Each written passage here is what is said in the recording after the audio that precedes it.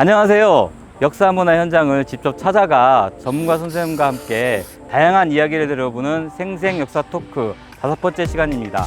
오늘은 한국 전쟁이 남긴 근대 문화 유산이라는 주제로 동아대학교 건축학과 김기수 교수님과 함께할 예정입니다. 안녕하세요, 교수님. 안녕하세요.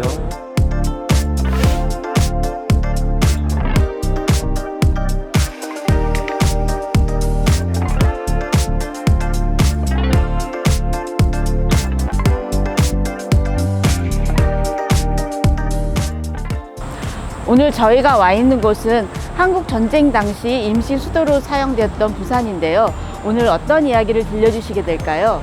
네, 오늘 이제 여러분들이 부산을 오셨는데요. 아마 피난 수도기 때 부산의 유산들을 다 보려고 그러면은 하루 동안에 제가 볼 때는 시간이 너무 부족해요. 네. 그래서 오늘은 피난 수도기 때 정부 관련 시설들을 좀 설명을 드릴 예정인데요. 지금 보시는 저희 동아대학교 박물관은 피난 수도기 때 임시정부 청사였고요.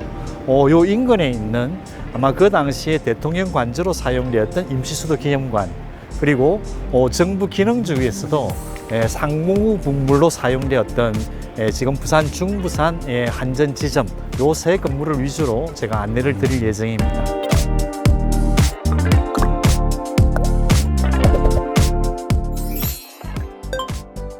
저희가 오늘 첫 번째 답사 장소인 동아대학교 석당박물관에 지금 나와 있는데요. 이 건물이 아까 좀 전에 임시정부 청사로 쓰였다고 하는데 그 전에는 어떤 용도로 사용됐을까요? 사실 이 건물은 1920년대 중반에 경상남도 도청사 건물로 이렇게 지어진 거죠. 조금 더 은밀하게 말씀드리면은 도청사 건물로 지어졌다기보다는 병원 건물로 먼저 지어졌어요. 근데 병원 건물로 지을 당시에 갑자기 조선총독부에서 이게 진주에 있던 경상남도 도청을 부산으로 이전을 하게 된 거예요. 그래서 급하게 이 건물을 경상남도 도청사 건물로 쓸 수 있도록 완공을 했고요. 네. 그 다음에 우리가 6.25 동란 때는 정말 이 건물이 대한민국 정부의 역할을 했던 정부청사로 사용을 했고요. 네. 그 이후에는 다시 이제 경상남도 정부청사, 청사로 사용을 했겠죠. 네네. 그러다가 이 경상남도 도청이 창원으로 이전을 했어요. 네. 근데 그 이후에는 여기가 부산지방법원, 고등법원, 그리고 고등검찰청이 있었던 법조타운이었습니다. 그래서 그 법조타운을 이렇게 사용을 했지만 법조타운이 다시 이 부산으로 다른 곳으로 이전을 하게 되고 이 건물을 저희 동아대학교에서 지금 현재 매입을 해서 법학전문대학원, 네. 그리고 지금 이 건물은 네. 저희 학교 박물관으로 사용을 하고 있습니다.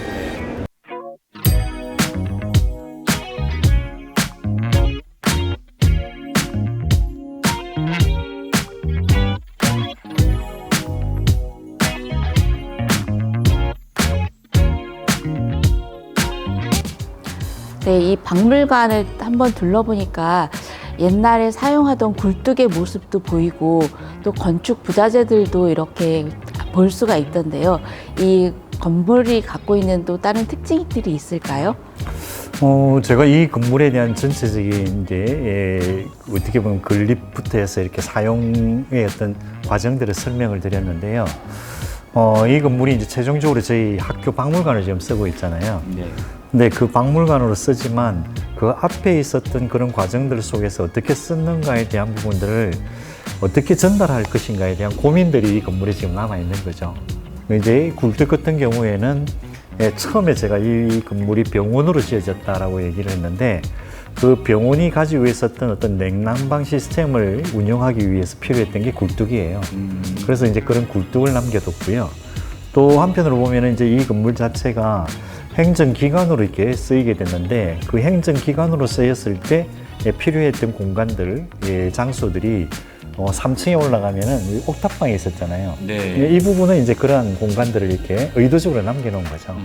그리고 이 건물이 가지고 있었던 어떤 이 원형들이 있는데 그 원형들에 있었던 벽체들의 모습들이 전시실 안쪽으로 이렇게 들어가 보시면은 이게 전혀 엉뚱한데 이 벽들이 막 쓰여 있는 거예요. 근데 사실 그 벽들이 아마 이제 관람객분들은 왜 여기 벽이 있어라고 얘기를 하시겠지만 거기에 조그맣게 써 있는 내용들 읽어보시면은 이 벽이 그 당시 어떤 벽이었구나라는 걸 설명을 할 수 있는 거죠.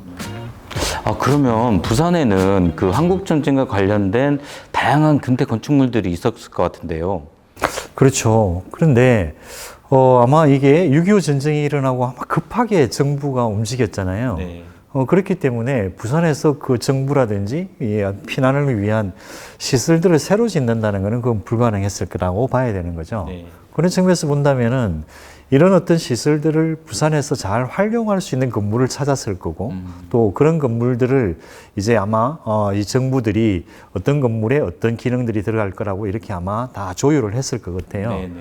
그래서 그 중에 이제 이 건물은 우리 이 임시수도정부청사였다면은 네. 우리가 지금 다음에 갈 한국전력 이 중부산 지점은 상공부 건물이 있었던 건물이거든요. 네. 그래서 다음 건물로는 우리 상공부 건물에 가서 제가 설명을 드리도록 하겠습니다. 네.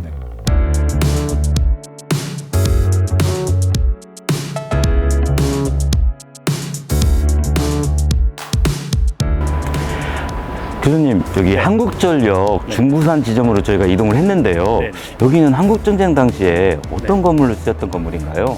이게 한국전력이 어떻게 보면 그 임시수도 당시에 상공부 건물로 쓰였다고 이게 알려져 있고요.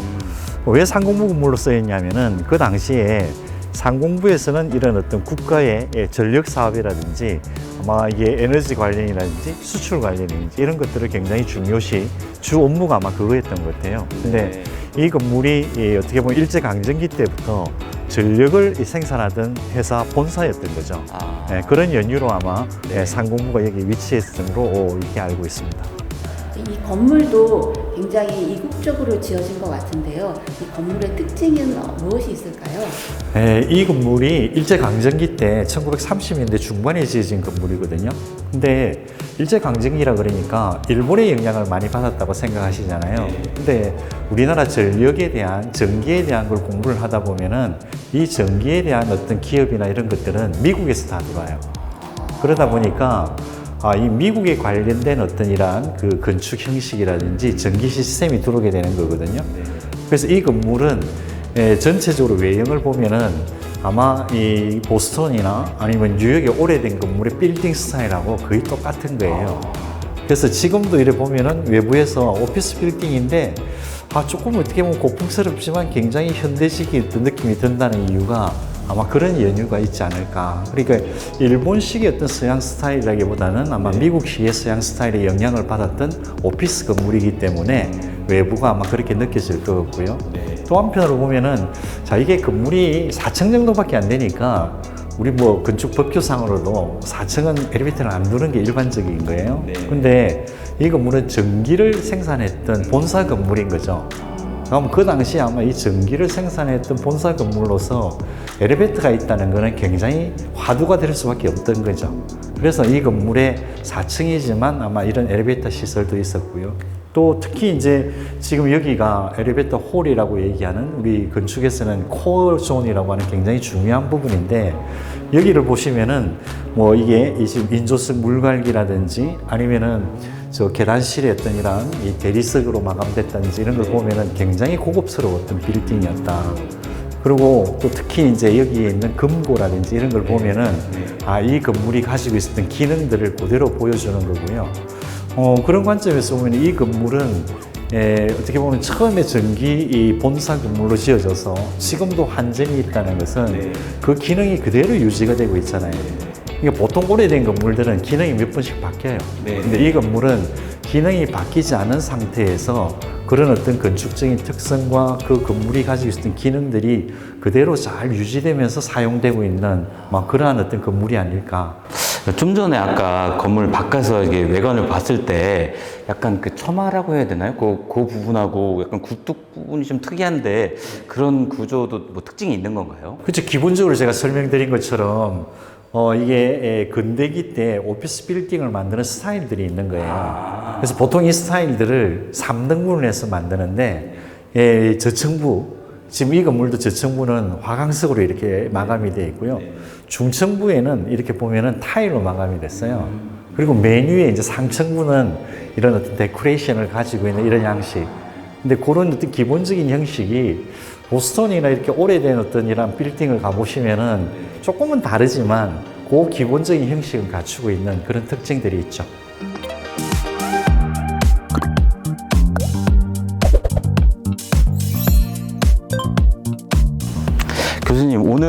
마지막 답사지인 네. 지금 이승만 전 대통령 관저에 와 있는데요. 네. 건물을 보니까 서양식 건물 같기도 하고 일본식 느낌도 나는데 이 건물의 특징이 어떤 것들이 있을까요? 이 건물은 이제 경상남도 도지사 관사로 1920년대 중반에 지어진 건물이에요. 그러다 보니까 관사 건물이니까 일반적인 생활시설도 있고 업무시설도 있는 거죠. 네네. 그래서 아마 그 당시에 이 일대에서 볼 때는 경상남도 도청과 아주 어떻게 보면 중요했던 이 도지사 관사 건물이 아니었을까. 그런 측면에서 본다면 이제 일본에 있던 아마 관리들이 또 그 중에서도 경상남도는 아마 이 조선 그 총독부에서 볼 때도 굉장히 중요한 이제 도 중에 하나였던 거예요. 네. 그러니까 이 이제 도지사 관사를 이렇게 각 그 어떻게 보면 지역마다 짓는데 네. 가장 급이 높았던 관사 중에 하나였고요. 또 그런 측면에서 볼 때 이제 부산이 어떻게 보면 개항 도시였던 그런 측면에서 볼 때 그들이 지을 때 순수 일본식보다는 뭐 왠지 이제 서양식하고 일본식하고 이렇게 조금 혼합을 해서 아마 그런 스타일로 이 건물을 지었지 않았을까. 그래서 이제 외부로 볼 때는 이렇게 조적조 벽돌, 붉은 벽돌 건물로 지어졌고, 내부는 한편으로 보면은 일본의 어떤 이러한 전통 다도미방에 생활 공간이 있고요. 네네. 또 응접 공간이, 사무 공간이 별도로 있습니다. 네. 그래서 아마 그런 점들이 우리 눈에는 조금 일본식과 서양식이 섞여 있다라고 아마 느끼지 않을까 생각이 되네요. 이 건물을 이승만 대통령 관저로 사용을 했다고 하는데 그 이유가 있을까요? 실질적으로 이제 이 일대가 어떻게 보면은 일제강점기 때 관청가급 이 지역이었어요.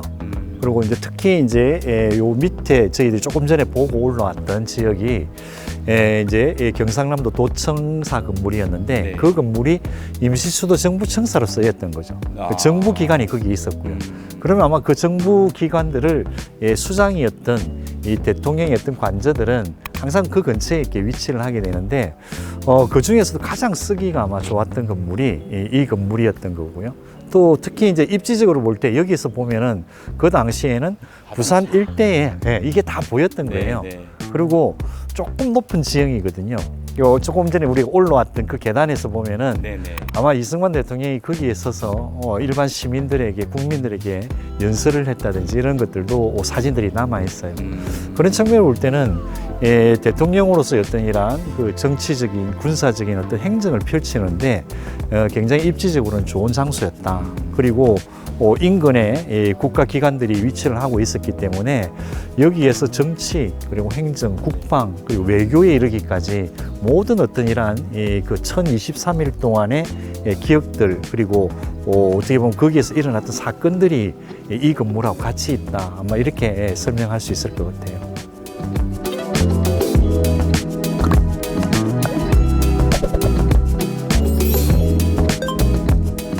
오늘 답사를 마무리하면서 혹시 교수님 조금 간단하게 조금 강조하고 싶은 말씀이 있으면 좀 부탁드리겠습니다. 이게 이제 우리가 답사를 할 때는 답사의 목적을 가지고 답사를 하잖아요. 네. 그 목적보다는 의외로 그 목적에 벗어난 것들이 훨씬 재미있는 거예요, 이게. 네. 그게 아마 우리 저 역사를 이렇게 답사하고 탐방하는 목적이 아닐까. 그리고 이제 좀 하나 말씀드리고 싶은 거는 우리가 근대유산이라고 하는 것들을 전통유산의 관점에서 저는 안 봤으면 좋겠다. 이게 제일 중요한 것 같아요. 네. 왜냐하면은 이런 근대유산들을 전통의 유산으로 보기 시작하면은 원형으로 다 보존하자고 하잖아요. 네. 근데 근대유산들은 쓰면서 지켜야 되는 거고 쓰면서 지킨다는 것은 변형이 일어난다는 거잖아요. 근데 그런 과정들 속에서 아마 앞으로 답사를 하실 때도 이게 변형된 거니까 가치가 없다는 게 아니고 변형된 이유와 더불어서 역사적인 사건들과 함께 근대 건축은 좀 이해를 해 주십사.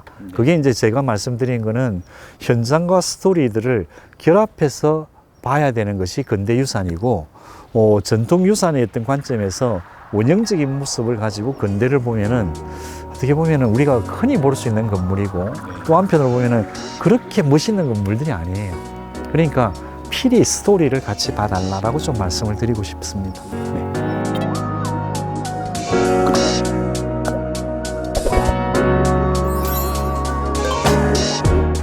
오늘 하루 종일 부산에 남아있는 한국 전쟁이 남긴 근대 문화유산에 대해서 다양하고 유익한 이야기를 해주신 교수님께 진심으로 감사드립니다. 감사합니다. 다음 시간에는 선비 정신과 만나는 공간미학 한계마을이라는 주제를 가지고 한남대학교 건축학과의 한필원 교수님과 함께할 예정입니다. 다음 시간에도 많은 시청 부탁드리겠습니다. 감사합니다. 네, 6.25 당시 때 갑자기 이제 부산이 임시수도가 되면서 굉장히 혼란스러웠을 것 같은데요. 그때 상황은 어땠는지 한번 설명해 주실 수 있으실까요?